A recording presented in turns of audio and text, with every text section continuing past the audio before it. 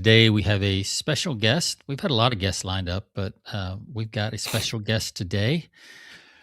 And we're going to be talking about, well, as always, we're going to talk about all kinds of stuff, but we're going to jump off from 12 habits of successful writers. So we've got a very accomplished writer joining us. I won't give too much away. I'll let you read the bio, but,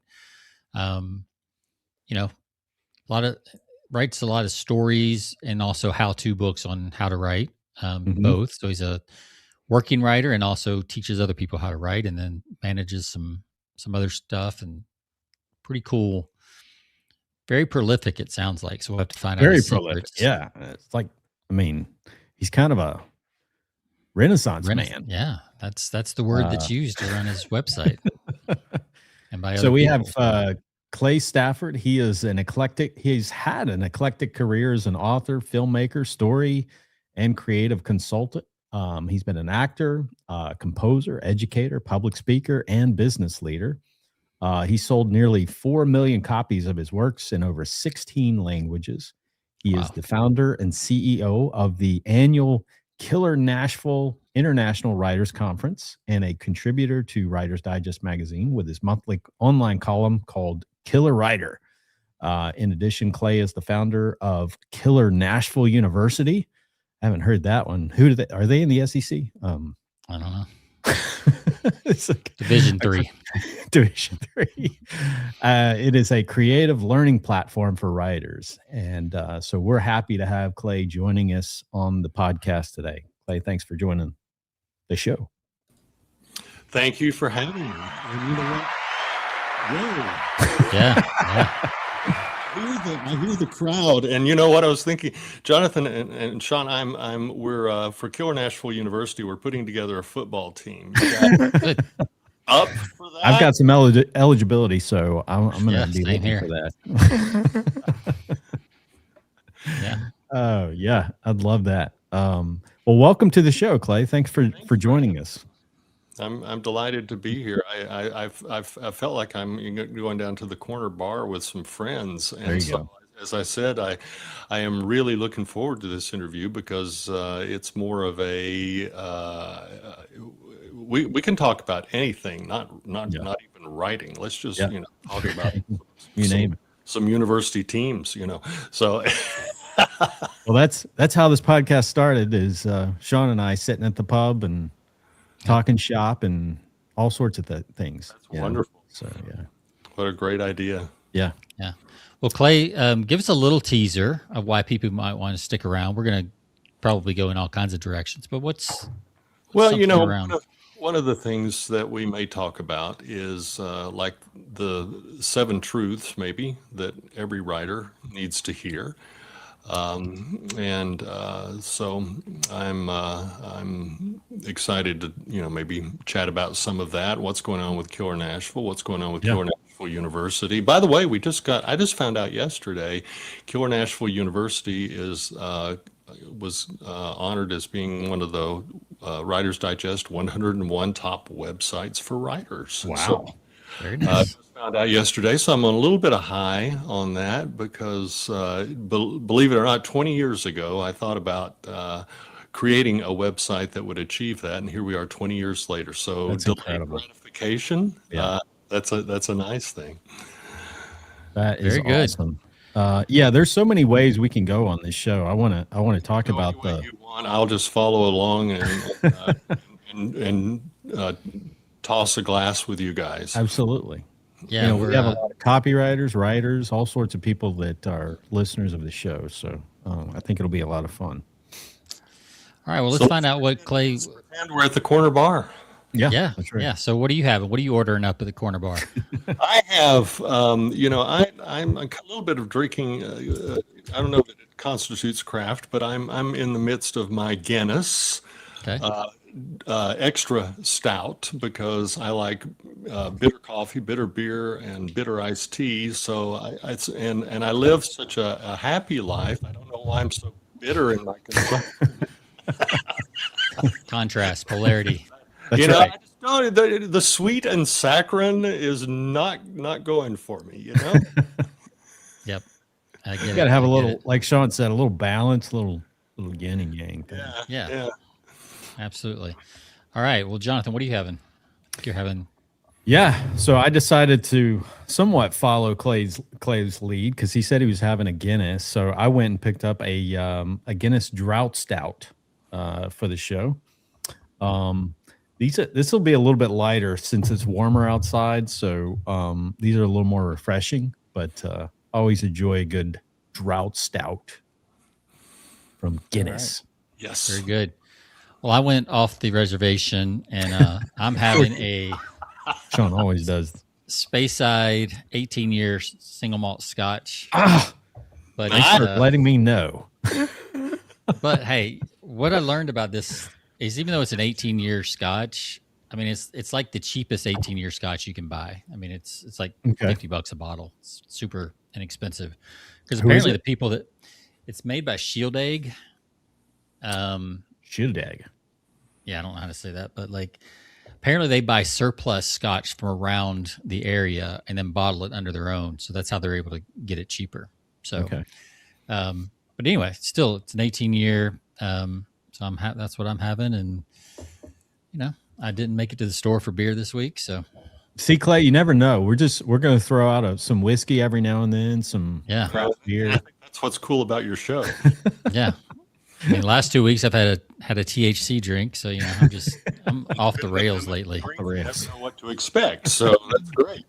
Yeah, a little mystery, right? Yeah, that's right. Mystery in it. Yeah, I learned all sorts of things about you guys. Yep. Yeah. Well, let's cheers it up to a killer podcast. Killer show. Yeah, I love that. You go. There we go. A little louder. That is so good. All right, Clay, we give a score of 1 to 5 pints, 5 being the best. You can use decimal places, whatever you want. So what do you give the Guinness you're having on a scale of 1 to 5?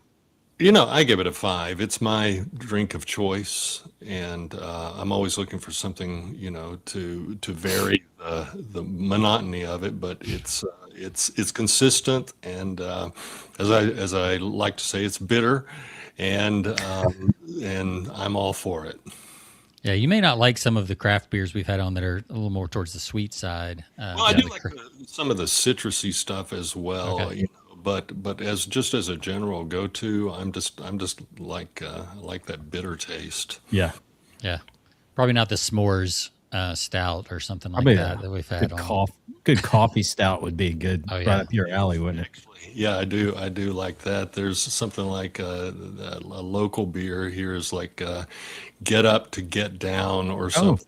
And are you familiar with it? I know it. I've had it. We've had it on the show. Yeah. And it's complimentary to the Guinness and very good. Yeah, I get it at the little local bar that's right down the street from my house. Yeah, 10W40 would be another good one. Yes. Real dark, I've got some of that in my garage. I did not know that. Yeah, be careful there. Which one? Yeah, don't get it mixed up. He's snorting the canister and like it's whipped cream.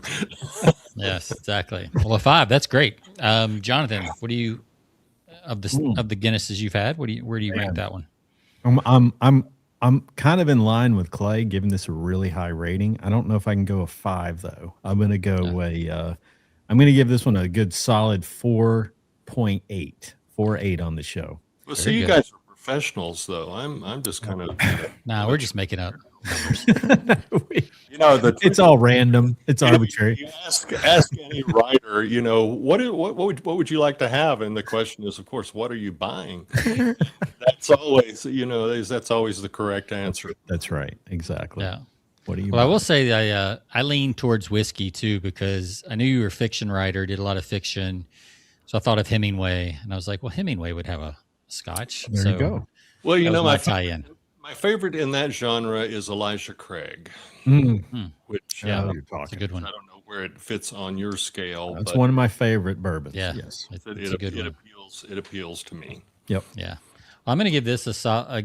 But it's a little early in the day for for me for the Elijah Craig. So and break that out around 8 o'clock, right? Just a few shots will do you, and I don't want to be done before we ever get started. Yeah.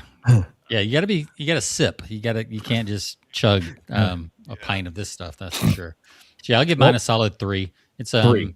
very Okay. smoky, which I would expect anything from Speyside area to be very smoky and peaty and that Yeah. stuff. So Right. I don't have that refined of a palate, but I can definitely feel that smoke coming through, especially from the 18 year. So You have one of those things where you actually smoke it yourself in the glass. yeah, I've got one of those. I've got one of those too, and it's actually very nice. You kind Mm-hmm. of it's a little bit like, eating fondue. It's you kind of like have to prepare and Right. Yeah, it becomes a ritual kind of. Yeah. to it, but it's fun to do.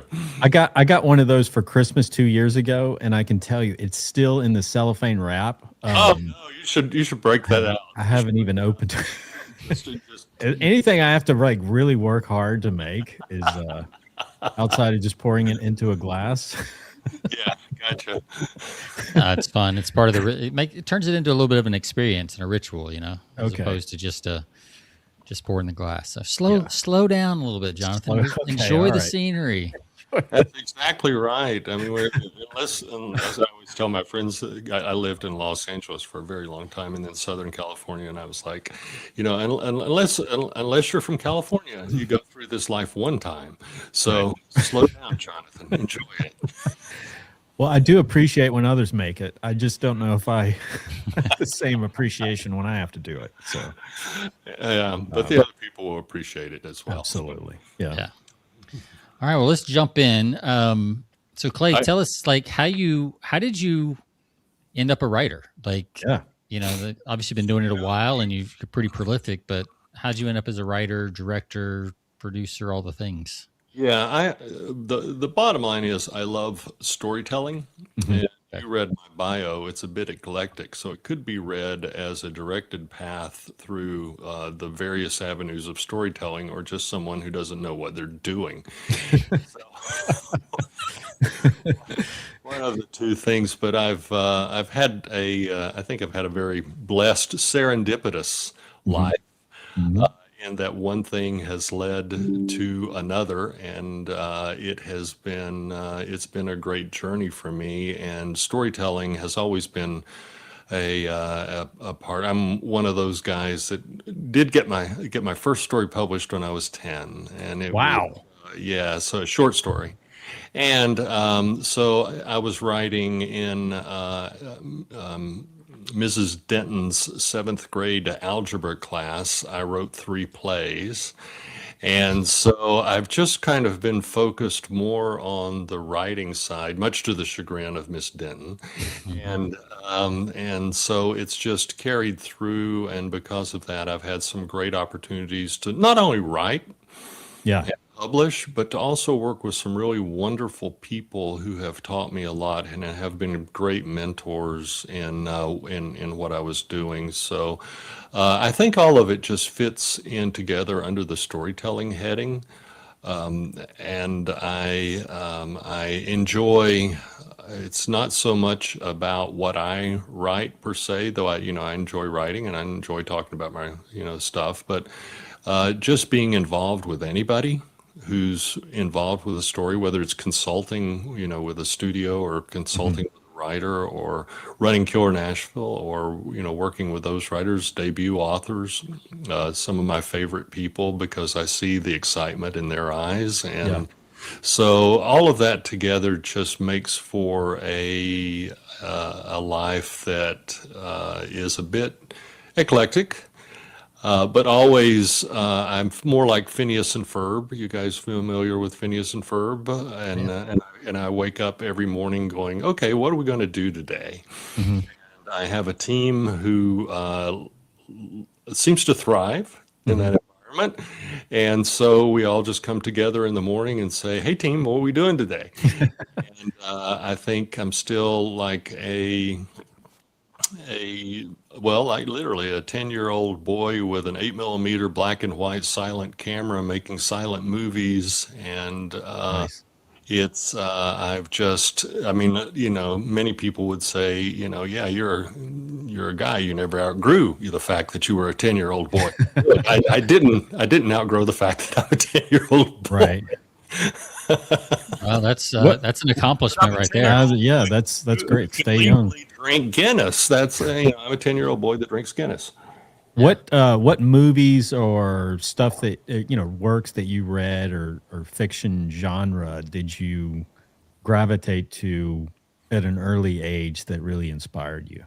Killer Nashville is based on mystery, thriller, suspense, action, romance, a bit of horror, and action. And I think all of those above, I think, are elements Hmm. of all really good stories, no matter what genre it is. And once again, I don't read within my quote unquote genre. I read all over, and I find just storytelling in general. Hmm. And and truth be told, if I start telling you my favorites, I've got a lot of author friends and screenwriter friends, and if I start saying favorites, they're going to kill me if I don't mention them. So, I think, and I think one of the greatest things for me is being able to discover a new voice. Hmm. And so I'm always looking for something that's different. And Hmm. if you looked at my collection of books, I've probably got, in my bedroom, on my desk in my bedroom, I've got a green leather chair with an ottoman that I sit in, and I just look at the 40 books and what do I want to read a chapter from this evening, Hmm. and they're all so eclectic. Yeah. Yeah. So I don't really have any one thing. I just love a good story. Yeah. Do you happen to know Mark Leslie, horror I writer? do not. I do not. Yeah, Sorry. he was on the podcast. I don't know, Oh episode yeah. 374, and Hmm. One Hand Screaming was the book we were talking about, and he even partnered with like a craft brewery and had a beer come out by the same Oh, name. Based on that. Yeah. I that's Yeah, remember which that. is really cool. yeah.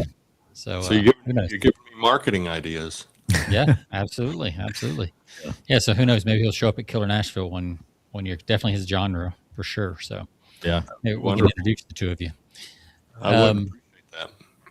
Very cool. Was there anybody? I'm curious, like to just be a writer that young. Was there someone in your family, or is it this just like past life? You just came back here as a writer. Well, now went to California, didn't you? So no, I grew up in a Appalachian, Eastern Tennessee environment. Okay. Okay. And there was absolutely no writers. They were all farmers, small farmers, carpenters. My dad was a brick mason, and nobody involved in the publishing or entertainment industry. Wow. And but there were a lot of Southern storytellers Hmm. around. And to give you, this is a great one to bring up. My grandfather was a very, very successful bootlegger, and so that's perfect for the program here, isn't Yeah. it? So Oh, yeah. you kind of get the environment, and I always felt like that there was more to Mhm. the world than where I was. I mean, it was a situation where my grandparents had like no running water, and then I had relatives with no electricity. They used fire logs for cooking, Mhm. those wood stoves, and so it was a very rural. I almost feel like it was a bit out of time because I feel like I'm kind of the last of a generation to be able to see that kind of lifestyle. I mean, you drive through now, and even in the most rural parts, you see, satellites Yeah. sitting outside for them to get TV. But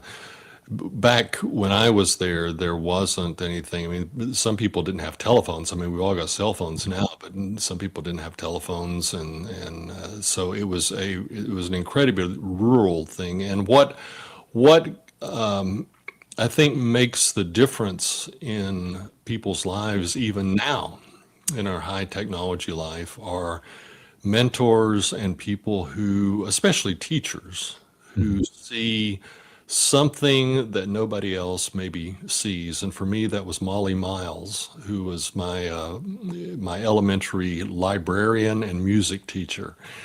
And she happened to introduce me, also at age 10, to a group called the Dance Theater Workshop, which was a conservatory for training, they call them triple threats, dancers, singers, and actors, to go to Broadway and Hollywood. And so I was scheduled for an audition with them, and went in, and I was supposed to prepare a monologue and a singing thing and stuff. But what I did at the time was go in and did my impression of Rich Little. Do you remember the comedian Rich Little that Oh, yeah.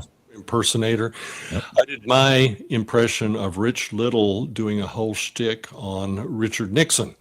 And they thought it was hilarious. And so they accepted me to the conservatory. And the only problem was we didn't have the money for me to go to the conservatory. So from age 10 to age 18, they actually gave me a full scholarship to be a part of that. And by the age of 12, I was in New York, pretty much on my own, but studying with Luigi, Frank Pietri, Martha Graham, and staying in at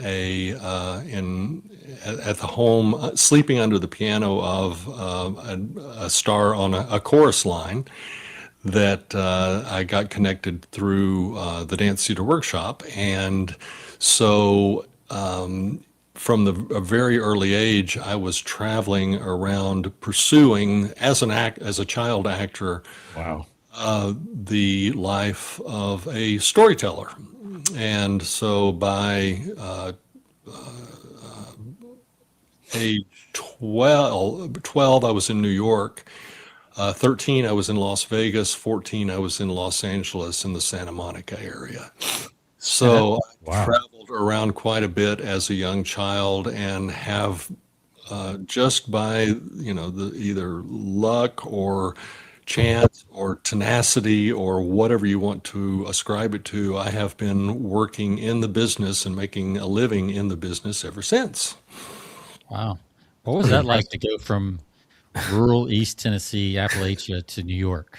It was wonderful. It was wonderful. I went up there, and one of the first people that I befriended was an actor named Pat Paulson. I don't know if you remember him from what was the Rowan and Martin's Laugh-In? And he was actually a presidential candidate at one point. So met him. And then when I went to Los Angeles, I found out by chance that an aunt of mine's sister was on the 20th Century Fox lot. She was a paralegal there, and so she gave me a pass to get on the 20th Century lot. And I went out and found the MASH set. I don't know if you remember watching MASH. Oh, yeah, for sure. So even in that case, Alan Alda thought I was very funny. So I got to go hang out with Alan Alda, and I had a pass, so I could just go hang out whenever I wanted to on the MASH set, and had numerous experiences like that. Eventually, later on, ended up in working at Universal Studios. Later in my life, the same way, I kind of bumbled on the set of Amblin, and which was Steven Spielberg's thing, and they told me that they were going to arrest me, which was kind of ironic because Spielberg went on to the Universal set and found an empty office, and was, he was received there very well. I was told I was going to be arrested, so I went around to the other side and went in the front gate and got a job. So it worked out So you're nicely.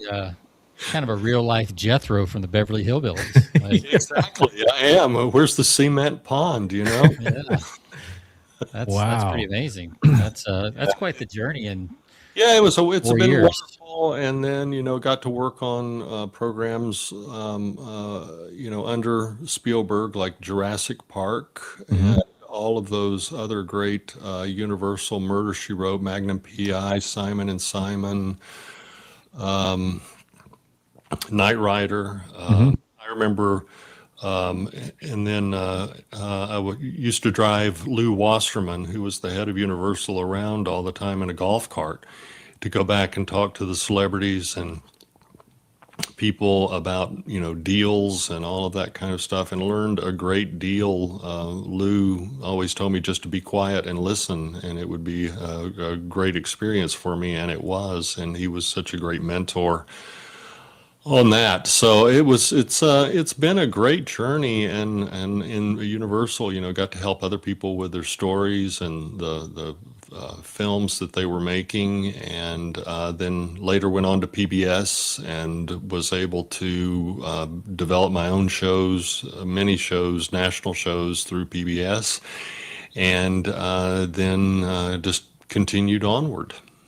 Wow. Wow. But it's been more fun than work. I was actually living on Bedford Drive in Beverly Hills one morning, and I woke up and was acting, and I was like, this is getting like a job. And so I know, isn't that audacious to say, but this is getting like a job. This is not fun anymore. So I just called in and said, I'm gone. I loaded my cardboard boxes, because I'd been a touring actor for a long time, into my car, put my little dog in, Mimi, and we took off on the road. And incidentally, my bringing it full circle, my Chip Diggins with Hollywood Pictures had said, "You're from Tennessee. Why don't you go back in Tennessee and just scout around and look and see what's going on in the film environment there?" And I came back and found a wife, and it worked out really, really well. We got 2 kids and are, happy as can be. Wow. Well, I want to hear a little bit about, you teased a little bit, the 7 truths. We don't have to go through all 7. We can just pick a couple, but Yeah, obviously you picked up a lot of like knowledge and wisdom, with the different places you've been and storytelling. So I'm curious to hear some of these things.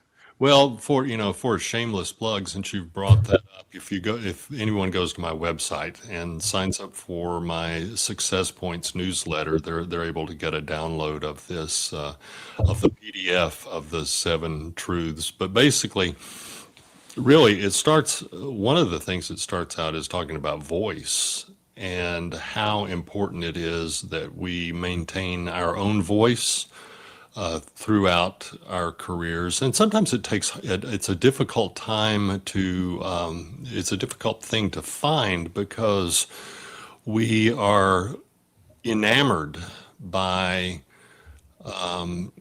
other writers and other storytellers, and sometimes our voice when we're young tends to want to migrate towards sounding like, maybe in my case, Martin Scorsese or Steven Spielberg or Stephen King, Right. all of those people.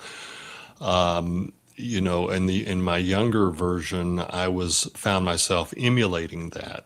But there's already a Martin Scorsese, Stephen King, and Steven Spielberg. They Right. don't need another one. Yeah. For me, learning that my voice, being that Appalachian guy, who deals with a lot of complexities in society, who deals with a lot of different themes, that is actually my strength, not my liability.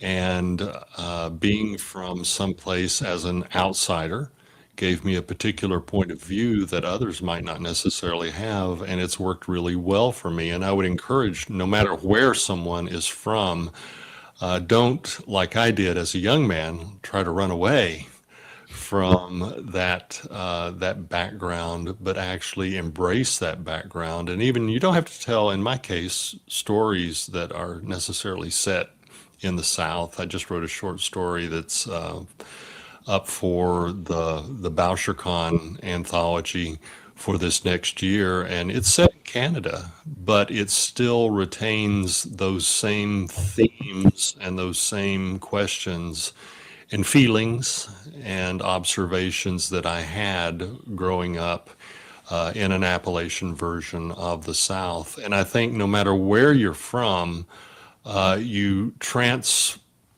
those into something that that is original. It can be set anywhere, but you're bringing in the perspective that only you can bring and the experiences that only you can bring. And so I would say that's probably the number one thing in terms of differentiating yourself from the thousands and hundreds of thousands of writers who are out there. And I think that's been one of the strengths in my career, is learning that early that people are fascinated with two things. One is work and one is place. And so they love to learn about new places and they love to learn about what people do. And if you've seen workers, for me, it was a life of slaughterhouses and, timber people. And so all of those bring in something different than you would get, say, if you grew up in the Bronx or you grew up in Los Angeles or even Portland. So bringing that in gives a new, fresh experience to other people that they don't normally get. And people are naturally curious about that, learning about the others other than themselves, Mm-hmm. I think that applies too, not just to writing or acting, but to sales, to anything. I mean, really anything, right? I mean, that's what makes you you. Is as Dr. Seuss says, there's no one newer than you. Yeah, and So, know yourself, and then I would add on to that, just be yourself. And I think that it's a lot more appealing than trying to perform for something that's expected. Yeah. It's a lot easier just to be yourself. yeah, Yeah, I and think Stephen King, what does he say? Write what you know, write from your own experience. And, Yeah. Most of his, a lot of the authors that I read, a lot of the settings take place close to where they live. So they're very familiar. It's Saves a lot of research. yeah, right.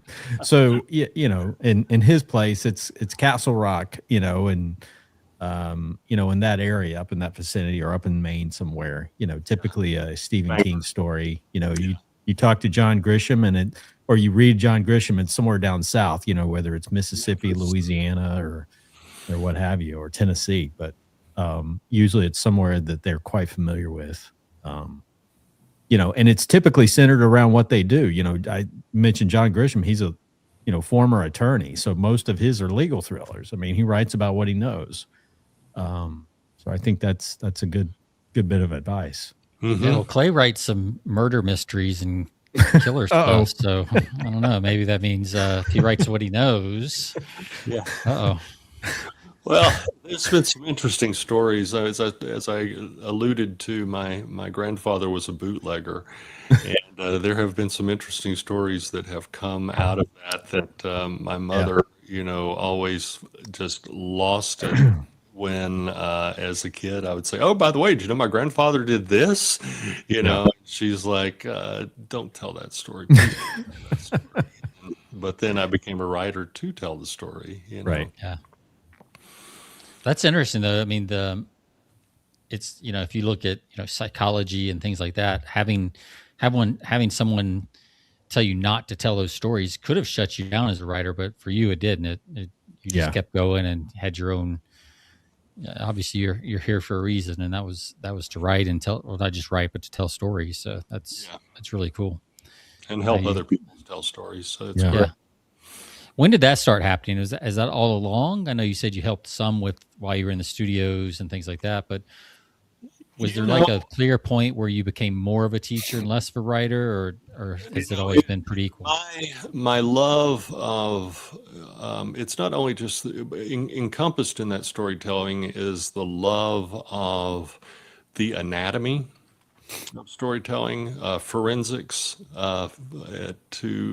forensics for tearing story apart. I do forensics in my my writing, but forensic storytelling is really tearing storytelling apart and seeing what works, what communicates, and what moves other people. And I think that has always been something of interest to me. Again, in the 11th grade, we were I was in a class with a teacher named Robert Oliver, who was talking about, and I started talking, and he said, "Well, you know a lot about this subject," and I said, "Well, thanks. Of interest." And so in 11th grade, he asked, he said, "How about doing a 6 week?" And he was an encourager, mentor as well. He said, "How about doing a 6 week session inside this class on this subject?" So I taught actually my first high school class when I was in 11th grade for 6 weeks with with all my best friends, and we had an absolutely great time. And I think that was my introduction to education, which was nothing more than, as we reference on this program, going down to the corner pub and hanging out with your friends and just talking shop. And I learned education is not something that is that, academic ivory tower, but it's actually just a common meeting of ideas between two people and sharing that. And so at an early age, like 11th grade, it was instilled in me that education was actually something. And later on, it became very important to me because coming from a situation where I knew no one, and then being mentored by some incredible people, I was able to see that not everybody has the access to be able to do that. And I thought, if I could eliminate some of that learning curve, then it would be beneficial to other writers. And I love writers all over the world. I love international writers because if you take a story from a certain part of Italy, it's going to have a different character than a different part of Italy. And so I read a lot of international work and love international authors. I only speak English. I always say, my one language is English, and I'm not sure I do too well with that. But so it's all translations into English rather than the original. But I read a lot of international work, and I kind of think it's kind of like Paul Simon, when he's doing all of his the singer songwriter Paul Simon.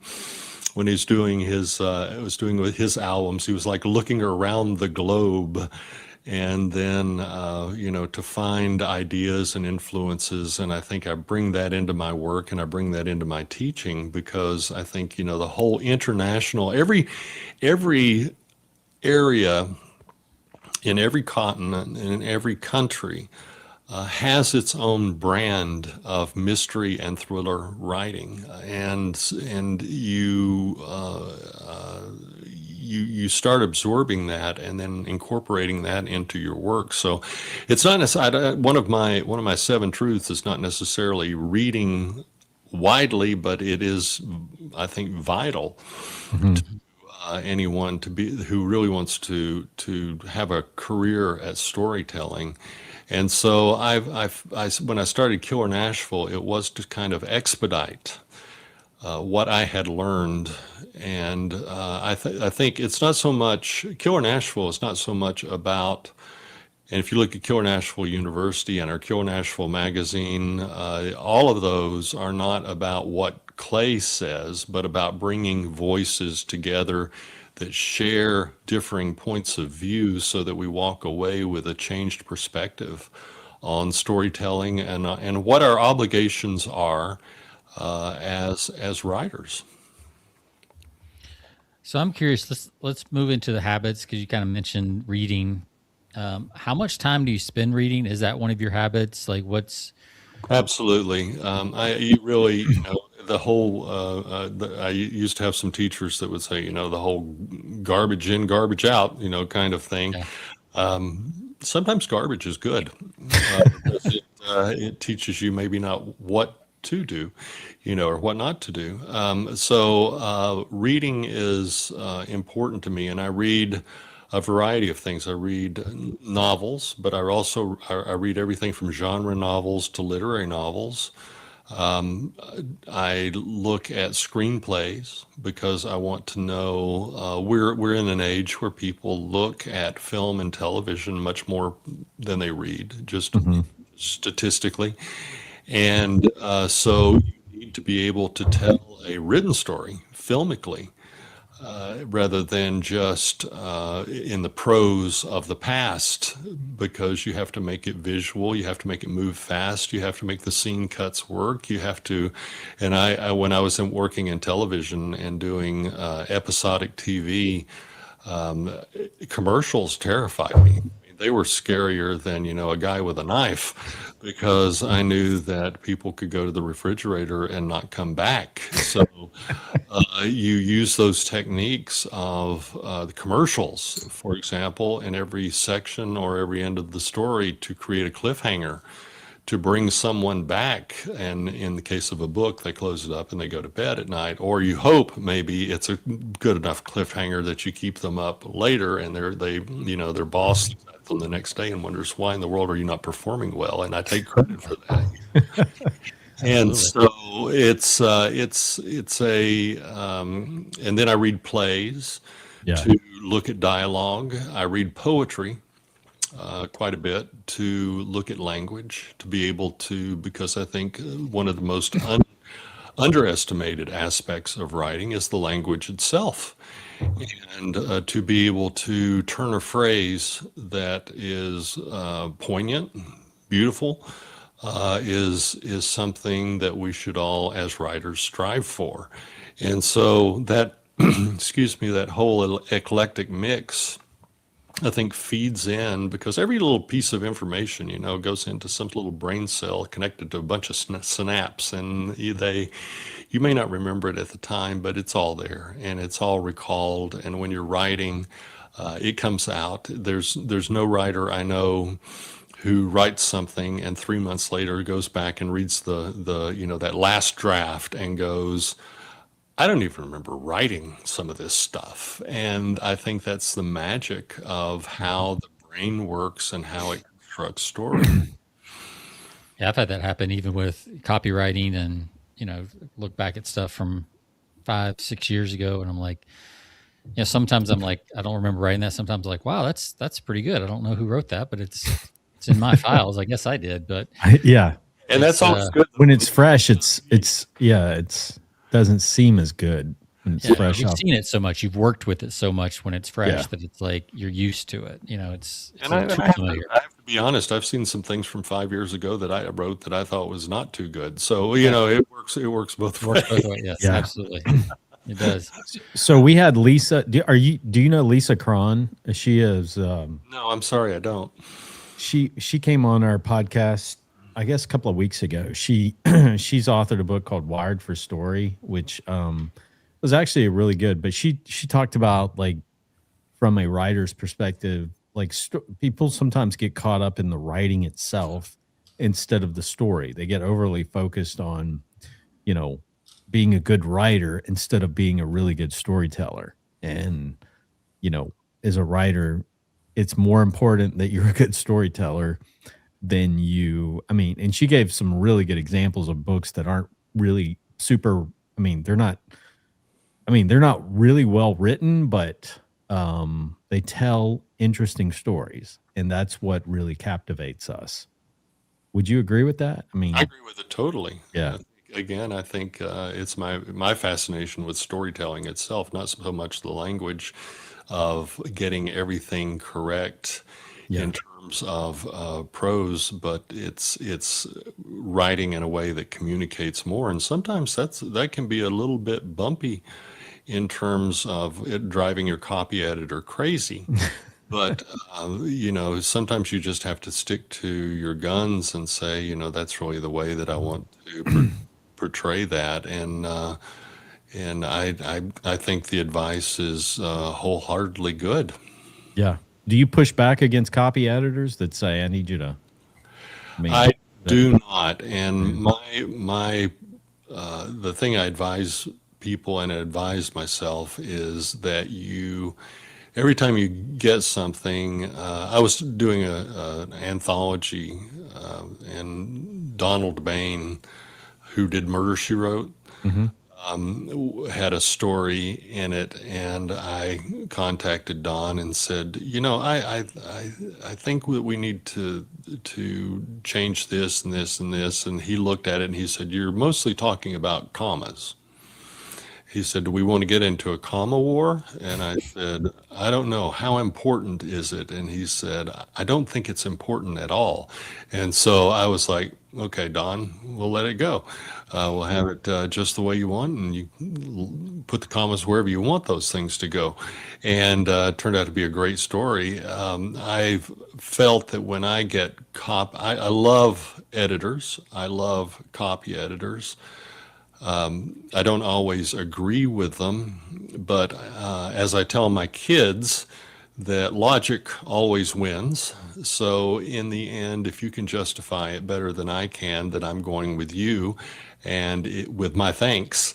And then if it's something that I did because I specifically sat there for 5 minutes thinking about why I want to go against convention and do this, then I argue that. And I have never had a copy editor push back in that. So I think you go into it as a collaborative thing. Nothing that I write is perfect. I've been in the film business, and believe me, you write something and they change it completely, and it's still your name on it. And it's like you get to a point where it's not really about those specific copy editing rules or notes. It's actually about the story, because the stories actually turn out well, even if it's something that they've completely messed up and changed, you think at the time, Sure. on your end. But I've never seen, that whole collaborative process I love. They always say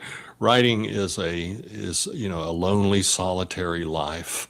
I wish I could believe that, because the emails come in daily from people that I work with, publishers, editors, whatever, agent, and you're constantly having. I mean, it's like a door. The internet has opened up, with email. It's opened up a door that you might as well have an office door with no door.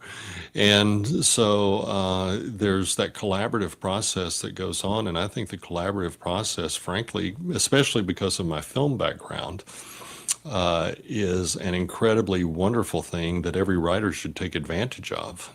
Yeah. Yeah, I agree with that. I've written both, by myself and with teams, and there's definitely an energy to teams. And there's sometimes, obviously, you got to do your own work and your own silo, with headphones on or whatever. But it definitely helps to have a team sometimes. Hey, have you seen? There was a film my wife and I watched recently. It's from 2021 called Bestsellers with Michael Caine. I have not seen that one. I have not seen that one. It's pretty cool because it talks a lot about kind of that. That's been on your show, and I don't know, and I don't know. That's why you're here to learn, right? So I'm just like the village idiot, right? No, that's good. You're here to learn. So, yeah, it was a great movie, and the reason I bring it up because there was a lot of that kind of copy editor teamwork. It was a grumpy old author who didn't want any help and didn't want anybody touching his stuff, and and then as you unpack the story, there's a reason for it, which I won't give away in case anybody's seen it. But it was a good movie. A little bit of a tearjerker, but yeah, it was. I will have to check. I mean, Michael Caine's hard to go wrong. Fabulous. Yeah, exactly. So it was really good. What are some other habits? We've talked a lot about reading. What's some other of the 12 habits that you think are crucial for storytellers? And I think probably one of the most important ones is probably viewing your writing as sacred. And I'm not saying that in terms of like some sort of religious text that it's sacred. But I think it is sacred because I think writers carry a lot of power, and what they say can influence a lot of people. And I think that you need to be very careful about how you handle the sword as a writer in what you are putting out. And you really need to think well about what you're doing. But also, on the flip side of that, the act of writing itself is sacred. I think a lot of people want to be writers, Mhm. but they don't protect the time. They don't create the environment. They don't create the circumstances that allow them to do that. And I believe, like everything, shooting, 3-point shots, you need to be the best in your game. You need to show up every day and shoot for 20 minutes, an hour, just over and over and over. I was a musician myself as well, and was actually had my undergraduate degree is partly in music, and I sat in those music labs for hours running scales, just running scales. And I think that I viewed that time as a sacred time for me because it was important to me. It was something that was an extension of me, and it was something that augmented me. And so I think writers need to view that seriously as sacred time. I said one time, and then on the spur of the moment, and then I've repeated it over and over since then, because I thought that is really just so ingrained in me. But I was watching a movie and some people were talking, and I turned around to them and I said, I don't talk in your church. You don't talk in mine. And that was very, very direct, but I thought about it, and there's a lot of truth in that, Yeah. that even absorbing other people's stories, we take that time to be silent and receptive to what's going on. For me, it's beyond entertainment. Mhm. There's a lot of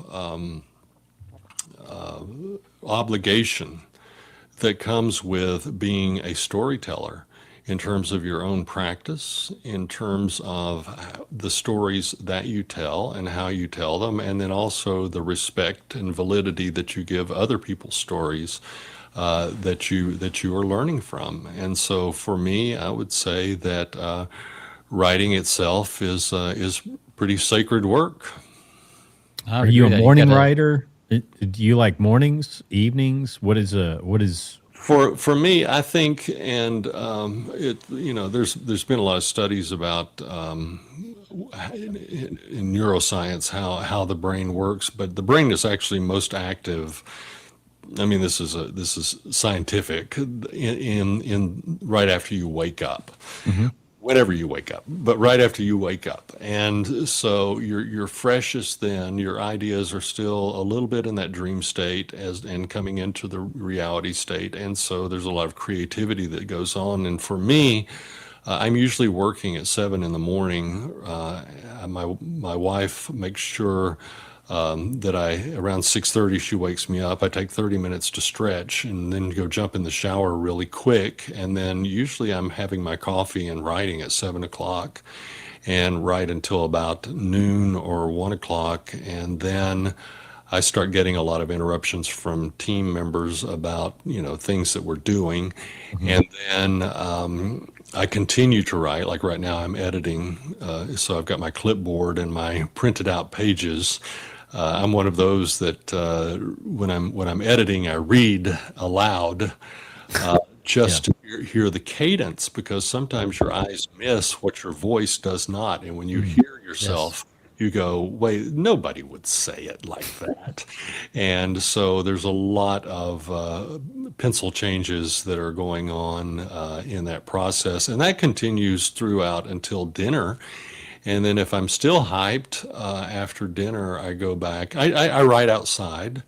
I love being outside, and so everywhere I work, I work outside. Even in New York City, I try to get a balcony, and I Interesting.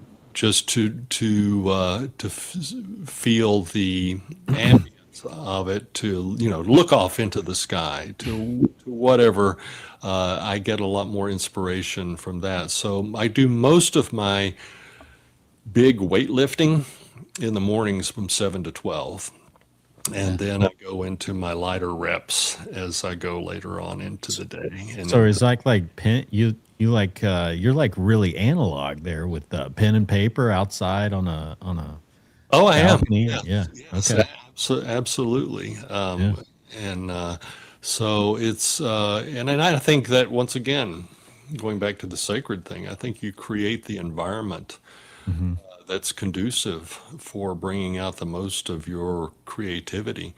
And if you don't, I don't think you're going to do your best work, and you're going to set yourself up if you don't create that environment for interruptions that are going to stall.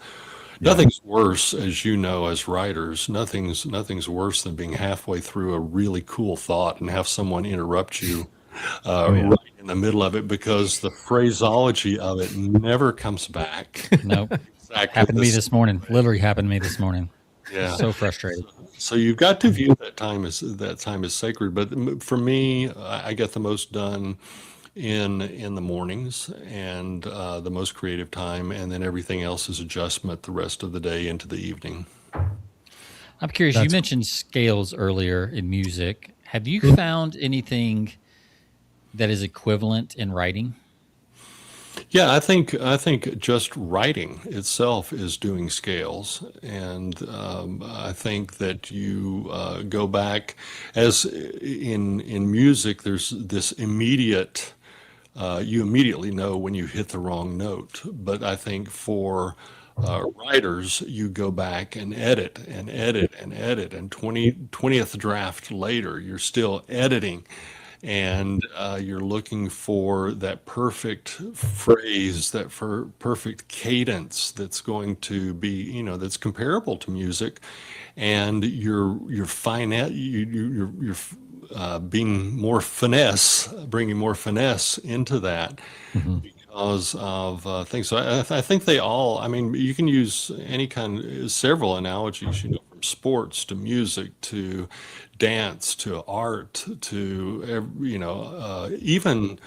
I can remember my dad building brick and block mason, and rock mason, and building these incredible arches and things. And you look back on those and you go, that was just pure artwork in form.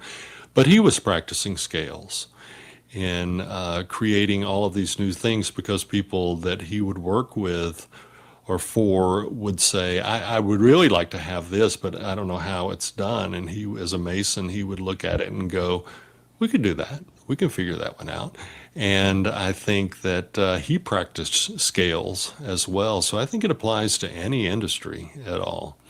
So it's really just getting in the reps as much as Getting the anything. reps, yeah, doing Yeah. it. And that's why, sacred time. You gotta do it Yeah. over and over, and you've got to do it every day to be able to be decent at it. Yeah.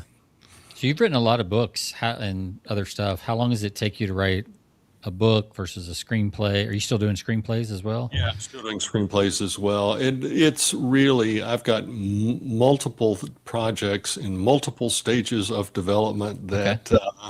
that and I really say that it sometimes you're writing and you go along and go, okay, I really haven't conceptualized this as well, or I haven't gone as deep as well as I should have in this, and it's best to drift off to another project and then come back to it. Yeah. So in terms of how long does it take to write, this was something that I ran into a lot of times when I was working in film.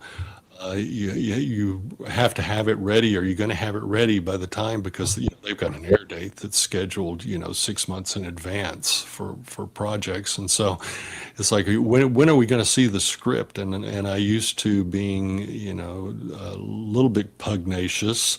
When it's finished, that's the best I can offer. But Sure. sometimes you Yeah. run up deadlines, and it's you have to deliver it, even if it could have been a little bit better if you just had a little bit more time, or Yeah. you see it afterwards and or read it afterwards and you go, oh man, I wish I had caught that at that particular, before it went to press.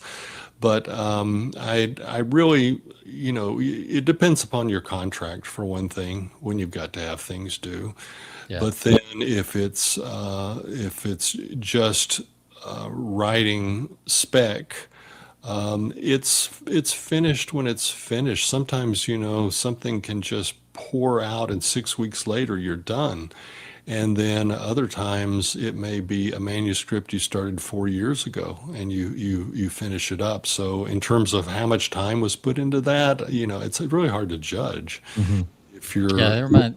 writing like if you're writing like I do. Yeah. Yeah.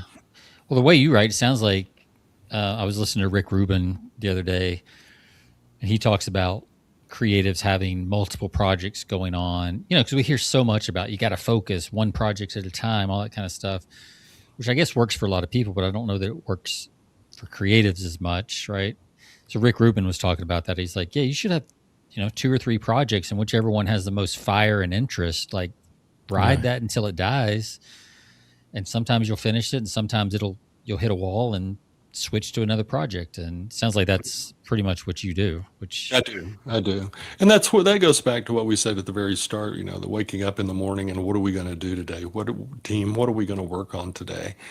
What's important? And then by the end of today, I'll leave this conversation with you guys and go back and look at my emails, and something has come up and it's like, okay, this is really over the weekend. I need to work on this, and I didn't see this coming. And I think that kind of flexibility makes my life fun.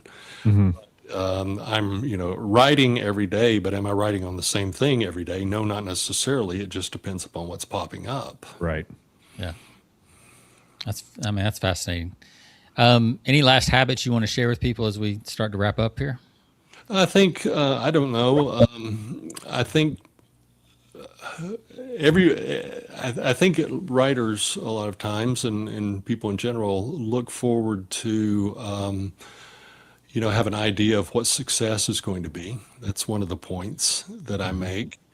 And success a lot of times looks a lot different in real life than it did when you were conceptualizing it. And I think sometimes if you just go with the flow, what happens is sometimes so much better than what you could have even imagined when you were starting out, saying what does successful mean. And so I would, if I were closing, I would say probably I would close with that be open to what the future unfolds, because I never knew, when I went to a party or I went across the studio lot or something, that I wasn't going to be fortunate enough to meet somebody that was going to actually transform my life and send me in a completely different direction. And if I had an idea of what success was, and I was adamant about what that was going to be, I'm one of those who say, it's important to have goals and tasks, but always be flexible and abandon them if something better comes along. And so I think, it's success probably looks different than you think it is if you will just go into the zone and put yourself into life and throw yourself out there, and you'll find surprises that you never even could have imagined. From my case, from where I grew up to all the things that I've done, I would have never imagined all of that would have been possible. And yet it was, but it was completely different from what I thought it would be. And I'm, Robert Frost, all the better for it. Yeah. Yeah. I'd say it's pretty typical. It's always different than what you conceptualize. Yeah. I would say without exception, all the best things in my life were very serendipitous and unplanned. Yeah.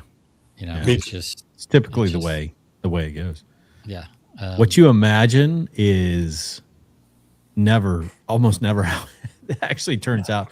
Sometimes, like you said, it's for the better. Sometimes it's not as good as you imagine. Sometimes it's better than you imagine. So, yeah. Well, I think you have to climb these little mountains before you see the next mountain ahead. And you just don't have the bandwidth in your brain to be able to see what is the end result. And sometimes you just need to ride outside and watch the topography change, Yeah. Yep. Well, Clay, tell us, I've dropped a couple links in the chat before our listeners that are just listening on audio. Where can people find out more about you? And what about Nashville, Killer Nashville Conference? When is that? When does that take place every It's in August. It's always the third full weekend in August, and third full week. Okay. Since 2006.